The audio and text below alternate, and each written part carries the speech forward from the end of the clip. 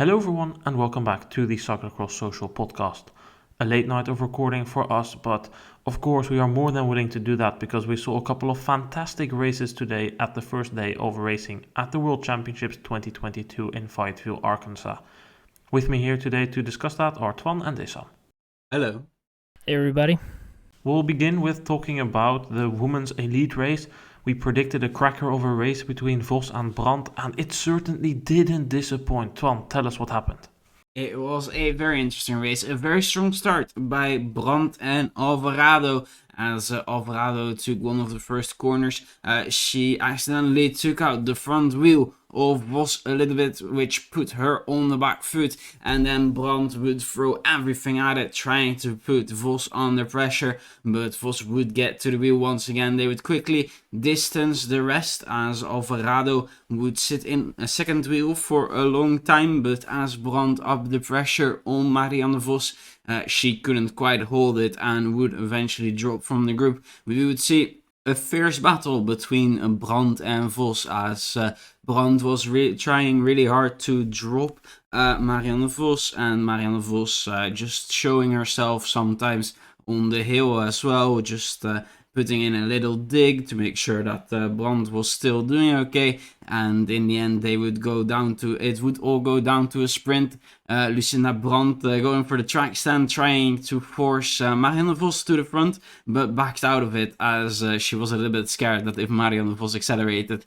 she would instantly have a small gap, and unfortunately it wasn't meant to be for Lucinda Brandt, as Marianne Vos would outsprint her and take the world title. What a fantastic final lap. Brandt and Vos going head to head, crazy side-by-side action, surplus, different lines to force the other to the front. I think it had absolutely everything, and I certainly enjoyed it. First of all, your first reaction on the race? I think it was a really interesting race from time to time, but I think in the end, Brandt didn't try enough in interesting ways. What do you mean with not trying enough? Because at least from what you could see, Brandt really rode her heart out trying to get that world title. Yes, but I think some of it was just kind of pacing for pacing's sake in a way. And well, if you're pacing on a flat and Marianne Vos is straight on your wheel, like it's not really going to do anything for you except waste your own energy. And I would have loved to see her just completely kill the pace in the group and let other people come back, try and force Marianne Vos into some sort of weird situation where she has to chase, and just make it more interesting and give more opportunities for yourself, because it's really hard to get rid of someone that is on very similar level and has better acceleration. Issam, what did you think about the tactics of Brandt then? I mean, she didn't really have a choice. She tried in the beginning of the race to make it very hard. Vos was on a gap, not really in the position she wanted to be, not immediately in the wheel of Brandt. So I think, that part was played out okay. But then it was maybe just a little bit too long pulling Brandt with her, not making use of Alvarado that was there in the beginning of the race that she could have maybe done. Try to make sure that Alvarado is able to stay in the beginning of the race just a little bit longer, and maybe even force her into an attack and don't react, just let Vos do it. Because I think what Twan also tries to, where he is going a little bit is, we didn't really, if any scenario, it would always end up with the two going into the last lap. If that would have happened, it would be a sprint, and we knew who was going to be the winner. So we knew 100% sure if it was going to be the last lap and Brandt and Vos are going in the last lap, it was going to be very, very hard for Brandt to make sure that she's going to end in front of Vos in the sprint. So it was just not really, I didn't really see enough. She tried, really did, and she did a good job in trying, but I just would have loved to see a little bit more things mixing up and be a little bit more ballsy with the pace, try to drop it a little bit more, because now it was just not enough. But the way Vos was riding today, that was something else. Very deserved champion. did everything right, was in control of the race basically after the first half lap when she made sure that she was in position again, and then was just in control of the race, knew what was going on, and never made a single mistake after that. So deserved champion, and a legend, making that legacy of her just growing and growing, and that is beautiful to see. Yeah, she's now the rider with the single most world titles in cyclocross, beating the record of Erik de Vlaming, who had 7 world titles. And I get where you're coming from, that Brandt perhaps should have waited for other riders to come back.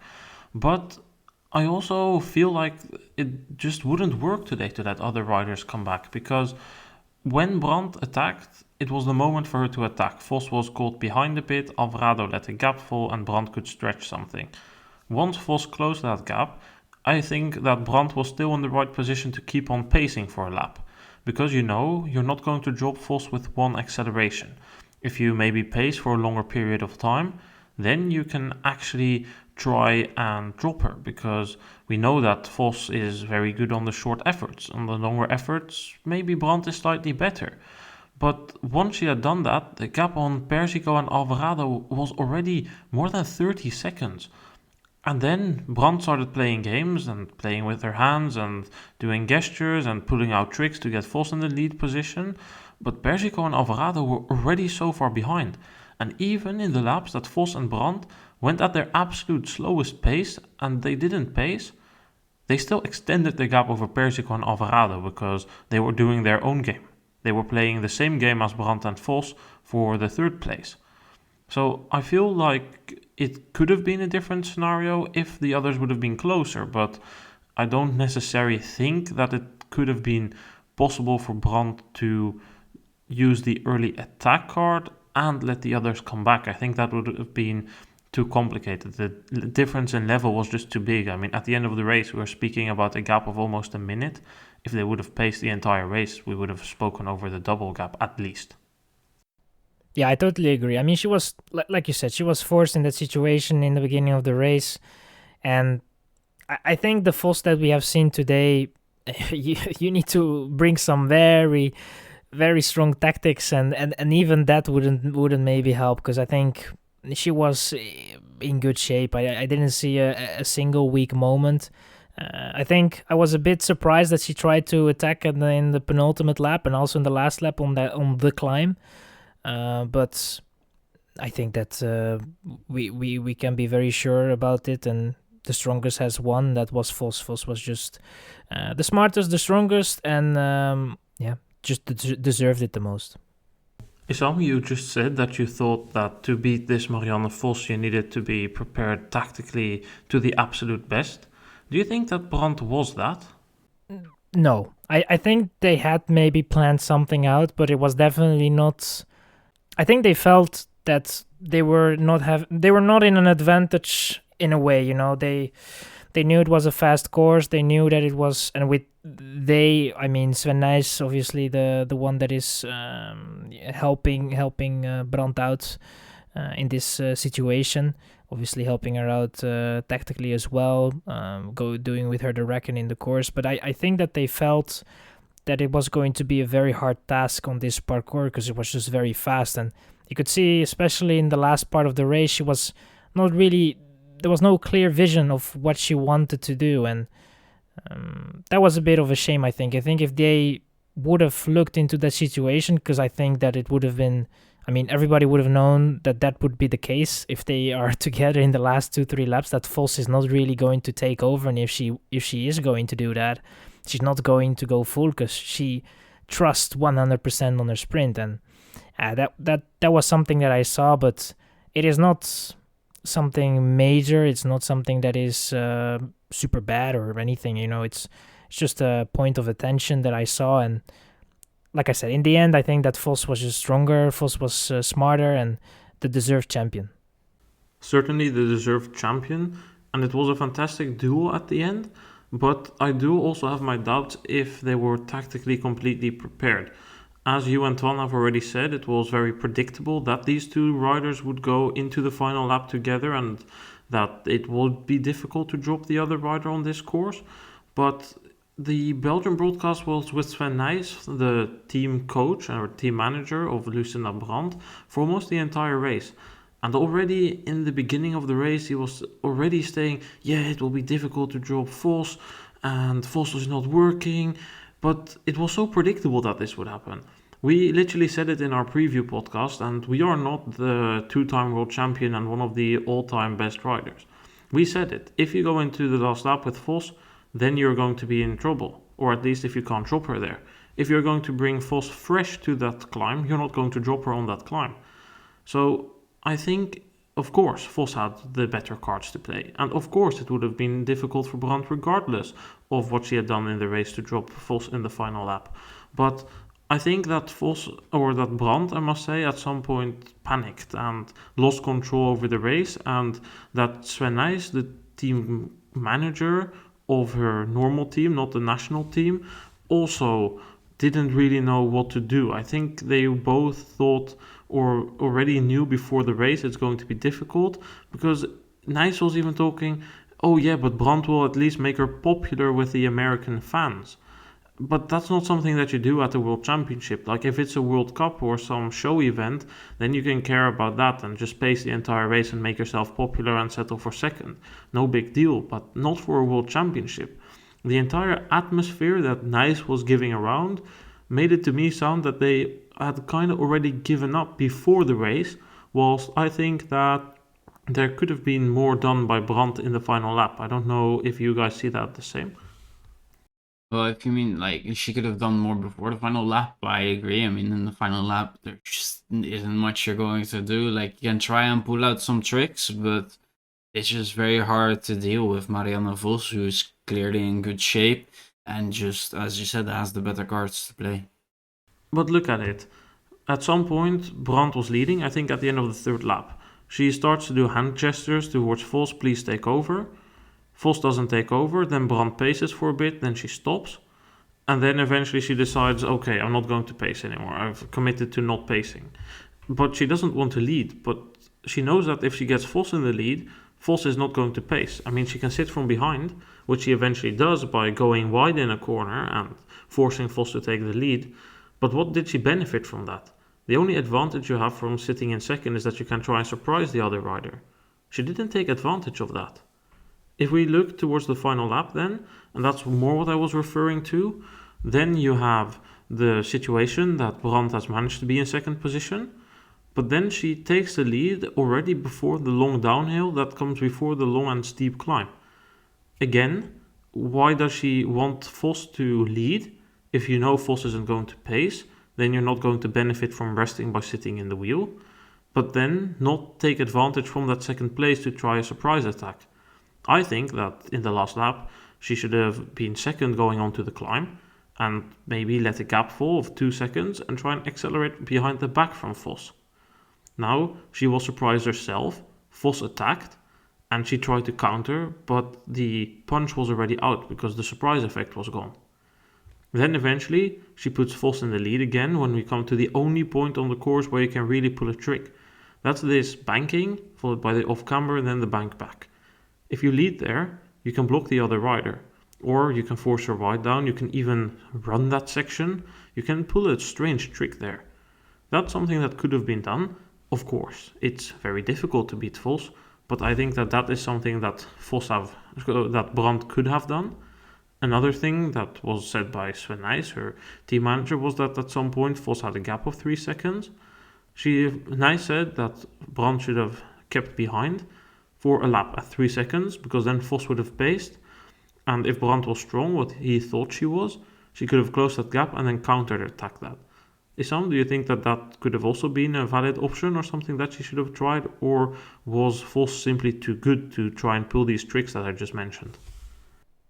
No, I saw the logic in what he said there. I think that's something you do on the road as well, and we can compare this a little bit to a very fast crit that you're riding. I mean, it is something. It is a known trick, and it is something that could have been used today. I think that Vos is obviously not going to do an all or nothing for that gap, but she's definitely going to try. And everything helps. If it was only just that little bit that would have been lost, but like I said, in the end, Vos was just too fresh to do anything, and those tactical mistakes, they add up, and in the end they result in Vos being able to sprint even in an easier fashion than maybe should have been. But it wouldn't have changed the result. I'm scared that wouldn't have been the case. So in the end, we have to, I wouldn't say live, but be very happy with the fact that we have a legend that won the world title.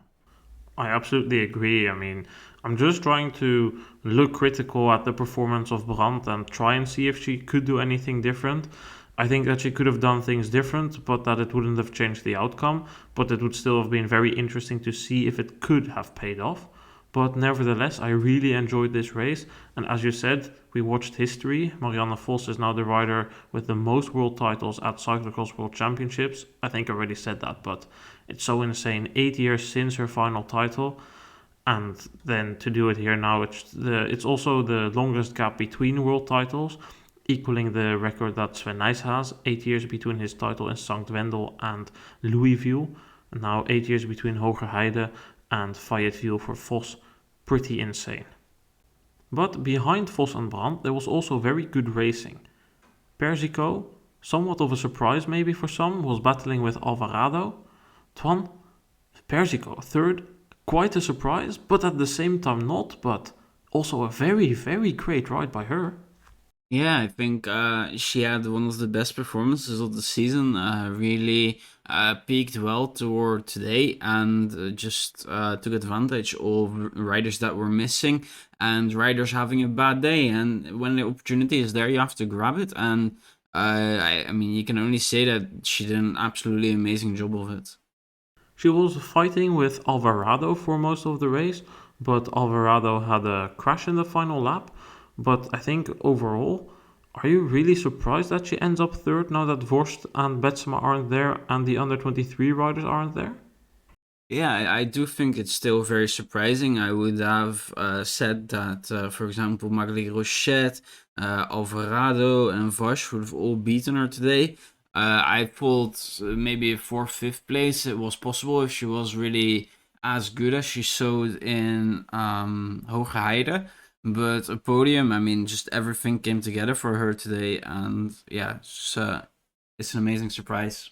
Really nice to see as well. It's only her first season that she fully does cyclocross. I agree that I would have expected maybe Alvarado to still be in front of her, but Alvarado made a mistake. For Rochette, I was a bit less optimistic after I saw the course yesterday. It's a bit too fast for Magali. However, she still got that top 10, and that's what she said last year that she was aiming for.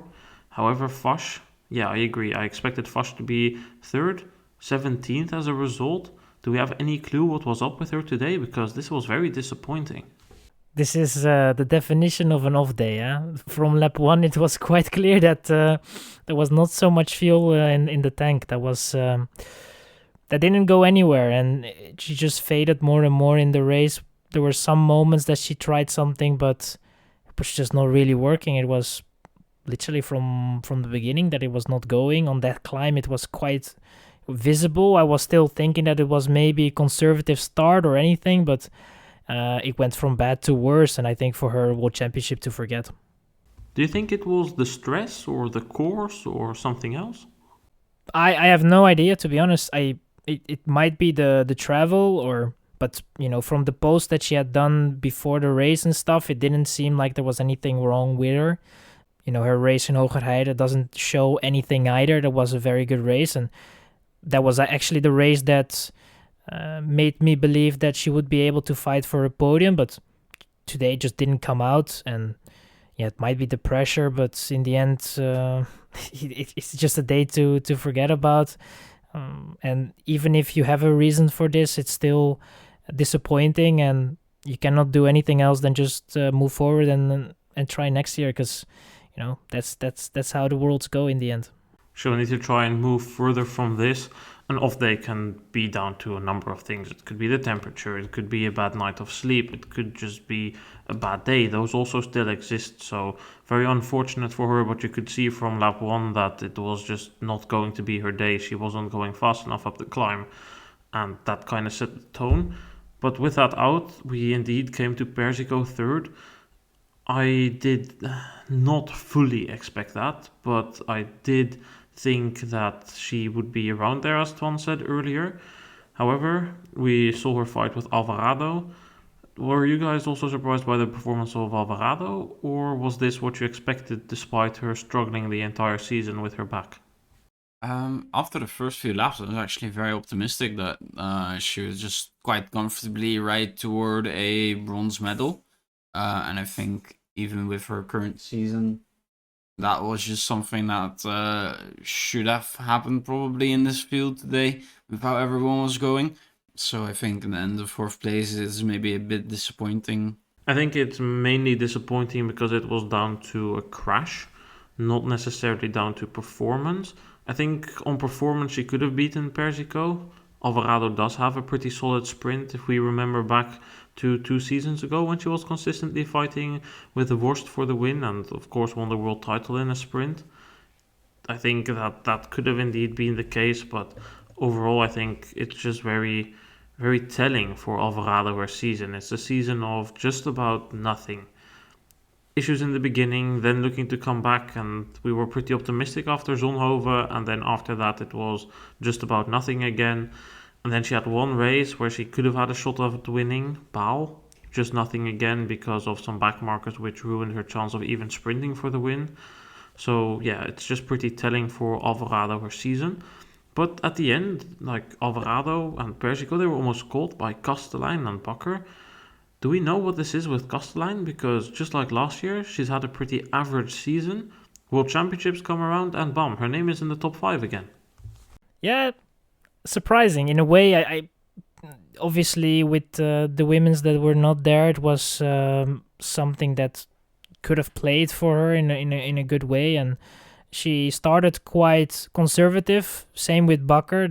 They kind of knew what their positions were and moved their way to the front, going further into the race, and I think that really helped in her result as well. And maybe the parkour is also something she likes, always going on that climb. She likes that kind of racing, and I think in the end that for her the result is very good. And for Bakker as well, these are women that have been struggling a little bit this season, had some ups and definitely some downs in the results, and to get a 5th and 6th place, I think they can be very happy with that, and close to Alvarado as well. So in the end, they can take the ups from it, close the season, and then move on to the next season and try to have a better summer and an even better winter.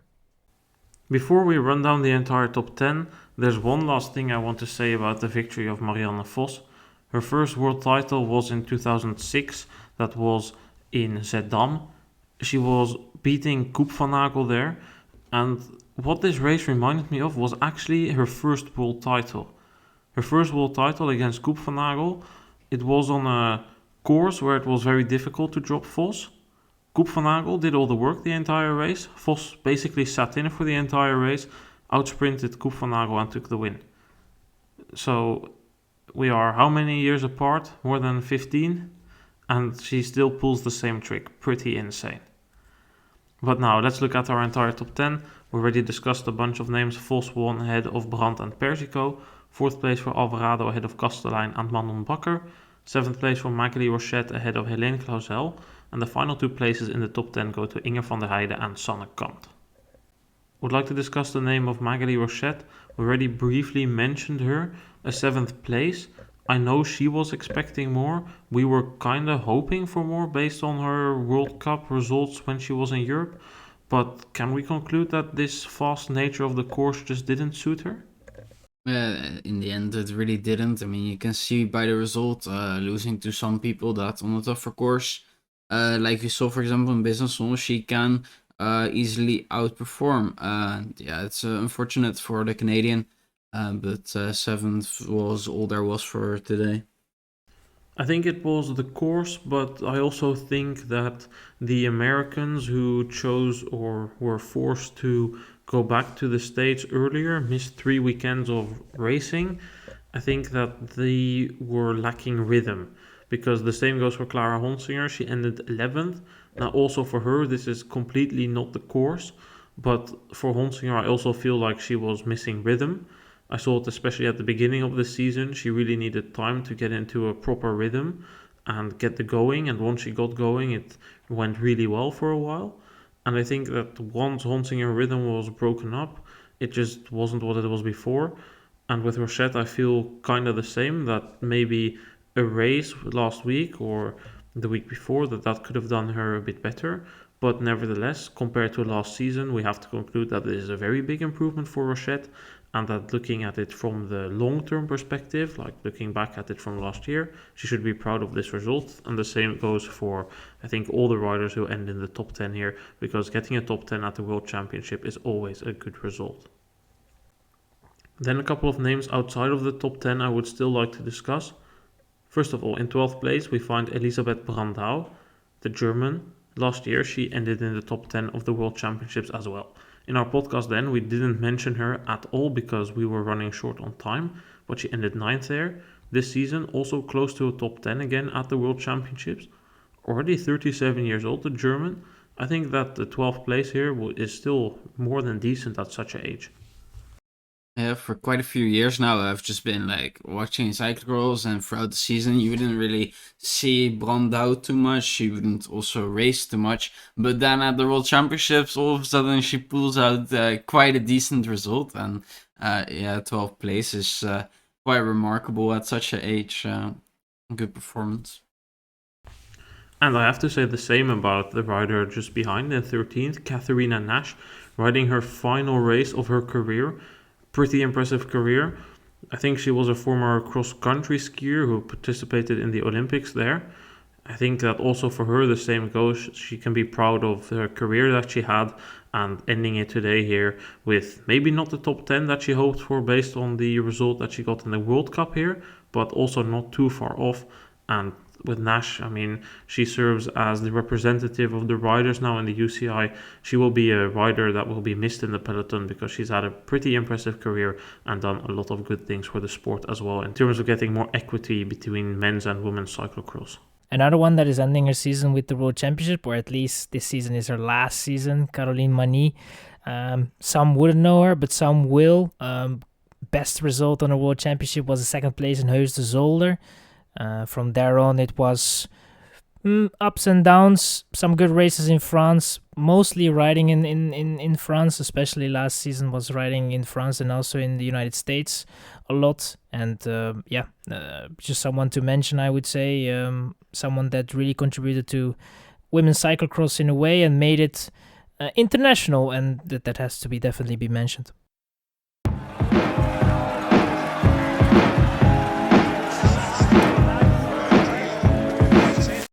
Let's go on and talk about the men's under-23 race then. That was also a pretty good race, exciting, and Issam will tell us what happened there. Well, we knew one thing before we started, and that was that the Belgians had the advantage with more people. They were starting with more than the Dutch were. The Dutch were having probably the heavier favorites, and going into this race, we expected them to be more in the front, and that was what they were doing. They had a very good start. Everybody was very alert in the front. The Belgians were not really good formed in the beginning of the race. Two guys that were very good in the front were Emiel Verstringen, and another name you have to remember quite well, Joran Wyseure. That Joran Wyseure is going to try to attack quite early into the race, surprising the Dutch maybe a little bit, or maybe it wasn't their days. But he goes away, get a gap, and he controls that gap, by the way, very well. The Belgians control then the Dutch behind. The Dutch have a bit of problems. Ronhaar and Kamp discuss a little bit. I don't think they were very happy with each other. Wyseure's gap grows and grows, and then at a certain point it was kind of done. Ronhaar wasn't having the best of days. Kamp was trying to close the gaps together with Mees Hendricks, but that didn't really result in anything. And then in the penultimate lap, it was almost sure that Joran Wyseure was going to be the world champion, but then his countryman and teammate Emiel Verstringen was quite sure that nobody would be able to follow him. Tried to attack once, but was not really sure about it. Then did it again, got away, and then had to pursue Joran Wyseure. In the last lap, he was coming closer and closer. The gap was 9 seconds, but in the end, it was Joran Wyseure for Belgium that got that world title in the men under 23. It was second place for Emil Verstringen, and Thibaut Nys was actually able to get the third place for Belgium, making it a clean sweep for them in the men's under 23 category. The first time that happened since the World Championships under 23 in Sint-Michielsgestel. That was in 2000, so that was 22 editions ago.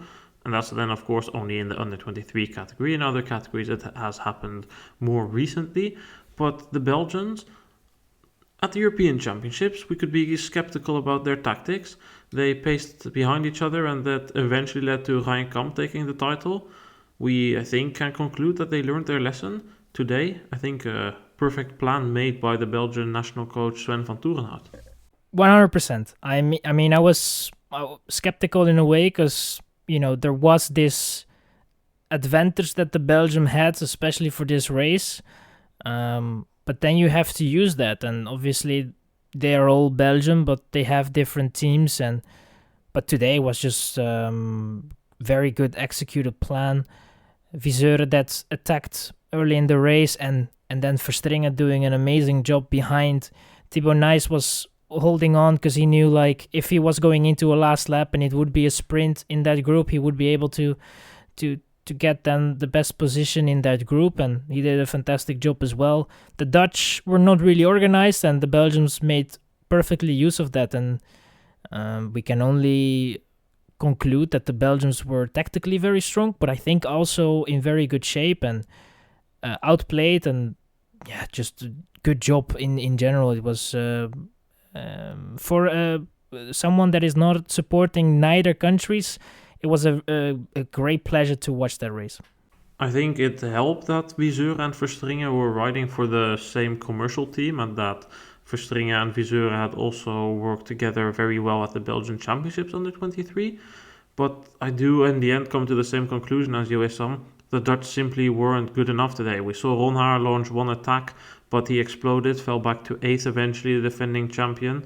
We saw Ryan Kamp being very angry and furious that the others weren't working, but he eventually paced one lap and then also got dropped at the first acceleration, came back and then eventually did do work for Hendricks, but that was too little too late. Hendricks, I think, was maybe the third strongest in the race, but he couldn't follow Wyseure. Hendricks was in the wheel of Wyseure when Wyseure went away, so it was done then. I mean, I just have to come to the conclusion that probably Verstringen today was the strongest, but Wyseure was a very close match. And I think we have to give full credit to the Tormans team here, and especially to their team coach Bart Wellens, because he had been training in Belgium for months with these guys on a course very similar to this. And it's a very unique course, but he found something that looked like this, and he already knew that it would be these weather conditions most likely. And he trained, and the plan worked out because they, of course, had been in form in recent weeks. But still, when we saw this course, we were thinking, maybe it's not really something for them. Maybe this is more something for Jente Michels, Thibaut Nys, perhaps Ryan Kamp. But at the end of the day, it's for Wyseure and Verstringen, two very strong riders, but a plan came together by the looks of it, because I think that it just worked out perfectly for the Tormans team. I think the Tormans guys, they were the two strongest in the race. Maybe if Verstringen actually follows through with the initial attack that he placed in the second to last lap at the bottom of the hill, he actually has a chance of becoming world champion. But in the end, they get a 1-2. Just one has to ask himself, was it worth not going all out to grab that world title? I think that it's hard to judge how much of an effect that would have had, but you are right. The moment that he launches, he could have increased his chances at getting the world title. It was clear that all the others were done, and eventually when Verstringen launched himself, he came very close. I think the closest he came was 9 seconds, and he came from 25, so that was 15 seconds off. At that point you were thinking, maybe he can still win, but he blew up. And if that gap would have been maybe 5 seconds smaller, the gap would have been 4 seconds at its smallest point, and then the last 4 seconds you can close that easier than the last 9 seconds. But at the end of the day, I think Verstringen, he knew what Wyseure had done for him at the Belgian Championships. He knew that it's his friend, and I think that at the end of the day, he didn't want to risk it that Hendricks or Kamp or Mason would have been able to bridge to his wheel. He would have dragged them back, and that he eventually would have cost his country, his friend, and his teammate the world title. And that once he came to the top of the climb, that there was this shout from either his personal coach or his national coach, you can go, it's okay, the gap is big enough, you're better, you won't drop them. But that he was still a bit too insecure at the moment that he attacked to really follow through with that attack. But I do agree with you that if he would have continued there, that he would have increased his own chance of the world title. But nevertheless, I think both he and the Belgian team can look back at a very good race. I mean, all 6 Belgians that started ended in the top 10. So I think we just have to conclude that the Belgians just simply were better tactically and stronger physically today than the Dutch riders.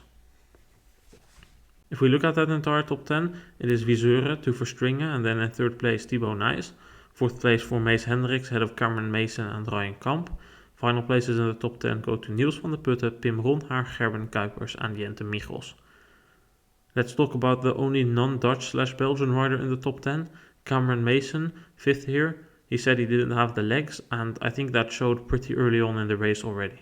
Yeah, I think that in the beginning of the race he was there, but he was also not really there. He could have been a little bit more in the front at the start, and I think that the legs at that moment, made sure that he wasn't able to get there in the front. And this is a very honest parcours in a way, with the hills, with the climbs, fast paced by the Dutch and the Belgians. And if you don't really have your day, then it's very tough.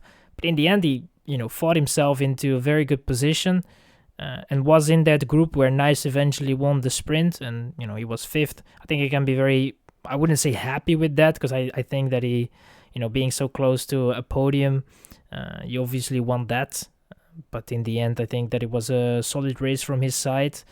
He was dropped a couple of times, but in the end just came back every time, and it wasn't his fighting spirit for sure that let him down today. It was just not really having the legs, and maybe the parcours that was also a bit too fast for him. I think the rest of the names in the top 10 are not super interesting to talk about, because the way that the race was ridden just eventually put everyone in the place where they belonged, except maybe Hendricks, who I already touched upon, did a lot of work and then eventually was outsprinted by a strong Thibaut Nys. Kamp, Ronhaar just not strong enough. Same goes for Van der Putten, continuing the trend of recent weeks. Michels, that disappointing, but he had an injury with his back last week. However, outside of the top 10, there's one rider that I would like to discuss. It's the Mexican Isaac del Toro Romero. He ended 20th today, just a first year under 23 rider. He was the third of the first year's under 23 riders. I mean, for a Mexican, it's his first proper time doing cyclocross.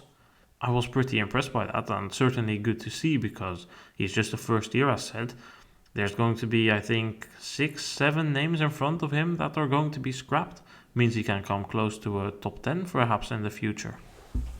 Well, there's definitely room for progression, but I mean, this is also an atypical parcours, very fast, some climbing in it, and that already takes some riders out of the equation. Obviously, some countries were not able to send their full delegation, but nevertheless, good result from him. Very nice to see a different country than the more traditional countries that we normally see in cyclocross. That is something that we need. That is something that we should cherish, that we should take care of. Be very happy that it happens. And even though the results are not there, we need to make sure that we improve the development for those countries, that they are able to send 1 or 2 riders to these events, because that will be something to look for the other riders. If you're training, you have the ambition to go to World Championships, and you have someone that already went there, you can say, I want to be like this guy, and you have someone to look up to. And I think that is something that the UCI needs to work on, and in general needs to be worked on. But looking to individually, his performance was pretty good, and I hope that he can continue this line, do some more races in Europe, and maybe we'll hear a lot more from him in the future. Who knows?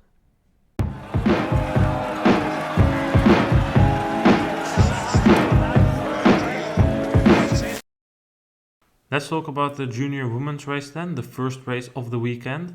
Before the race, we already knew Zoe Buckstead was the clear favorite for the victory. She waited about 1/3 of a lap. 2 minutes into the lap, it was Laura Molecraf who led. The outsider for the title, Leonie Bentveld, had a bit of a poor start, but once we pulled up to the big climb for the first time, Backstedt accelerated, opened a gap of 10 seconds, and the race was already done with that. Backstedt then cruised towards victory in a way, but in a way also not, because Bentveld came into the second position. In the second lap, she dropped the opposition for second place and was able to stay in second place. The gaps remained stable. Bentveld was always around 20-30 seconds behind Backstedt, but managed to open a gap of around 30 seconds over the group for third. For third, we saw actually another Brit fighting. It was Ella McLean-Howell, who was racing against Venturelli, Molecraf, Fabrigu and Ava Holmgren. It was eventually Molycraft who managed to ride away from them in the downhill and claim third place as a first-year junior. Ella McLean-Howell ended fourth in the end, just ahead of Venturelli. Whilst in my background, fans of Marianne Vos are apparently celebrating by shooting some fireworks, we need to talk about the win of Zoe Buckstead, but I don't think there's a lot to say because this was always expected, especially on a course like this.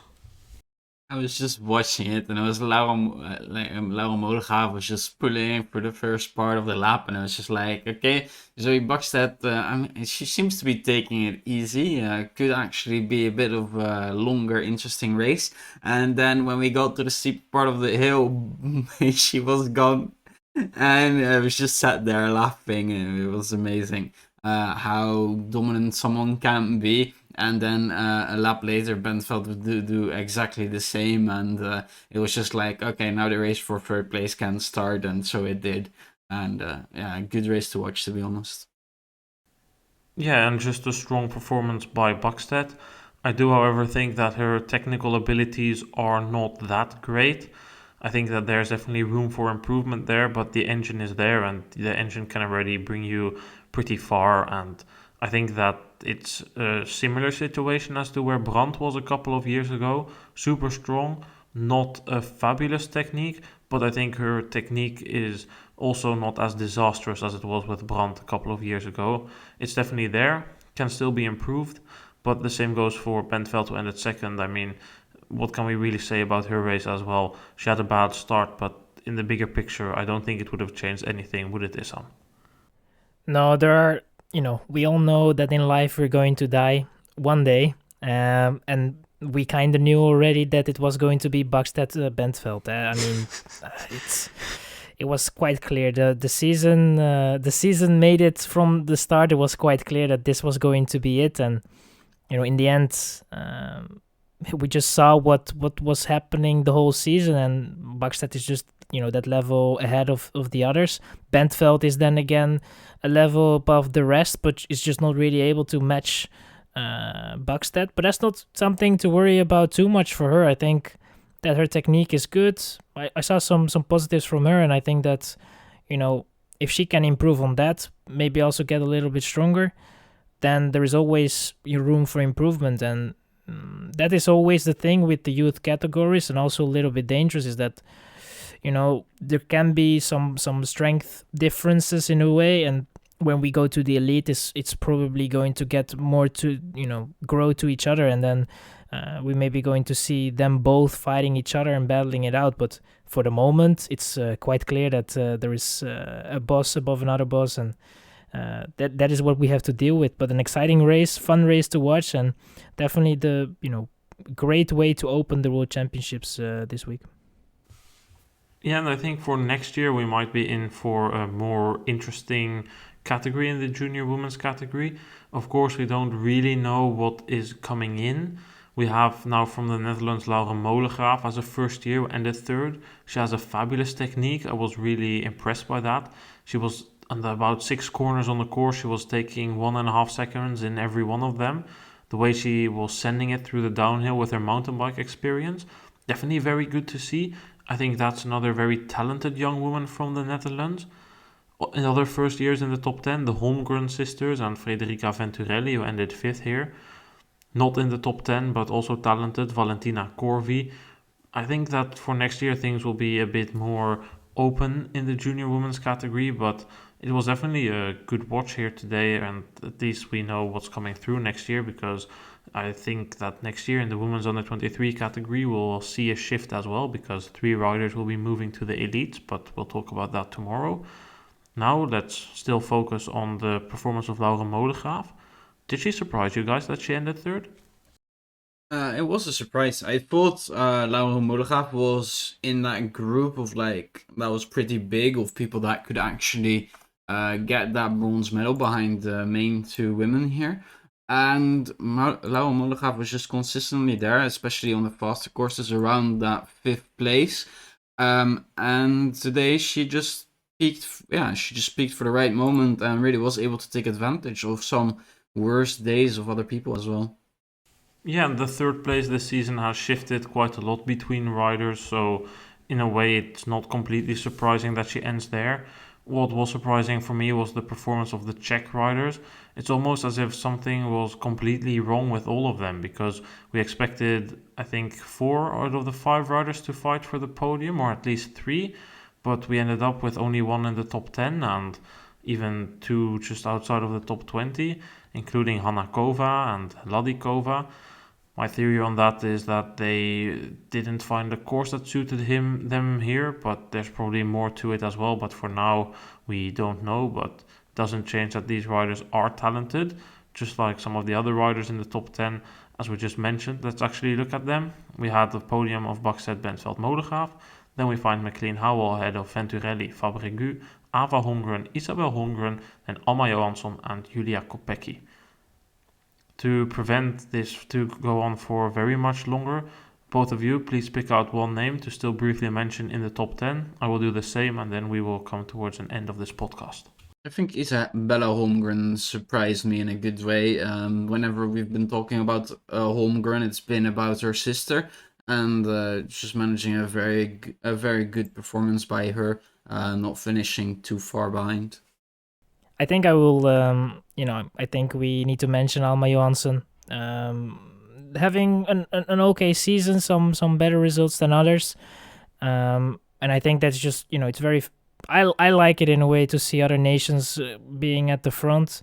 I like her attitude as well, being very dedicated to the sport, and hopefully that will bring her somewhere. And in terms of result today, I don't think there was particularly something she could have done different, and I think that just that she has to keep going, and hopefully that will come out, and she will be able to bridge that gap to the others in the front a little bit more.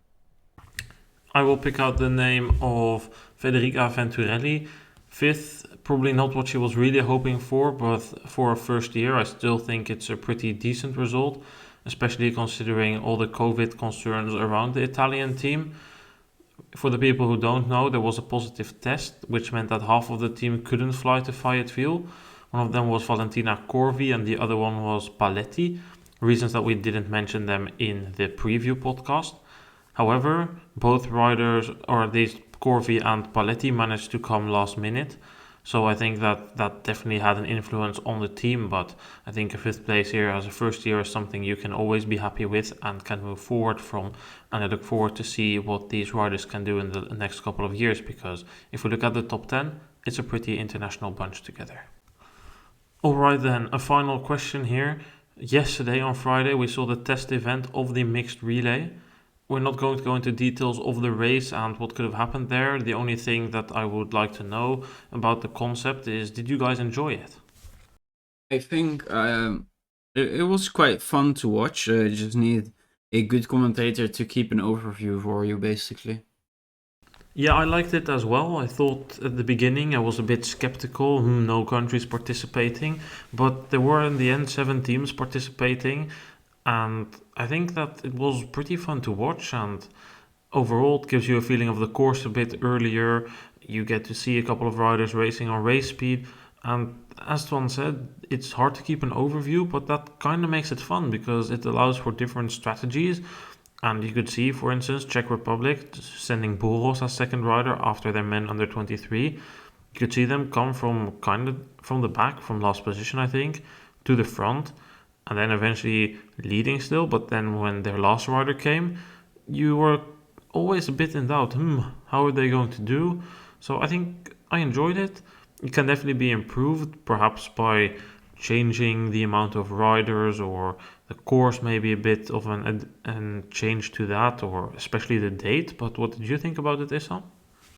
Yeah, positive. I mean, I think this is something that is going to bring that element of entertainment and unpredictability to the sport, and I think everybody should just be open to that. We shouldn't be hating on everything that is new, that is innovating in a way, and this is a formula that works in mountain bikes, so I don't see that in a sport where we go on different bikes it shouldn't be working. So I think this is a good concept, something they can work on. There are some things that I would see changed, but overall I think that this concept, if it's going to be an official World Championship event, is going to be taken more serious, and we're going to have more participants, and from there on this is something I hope we're going to see for the years to come.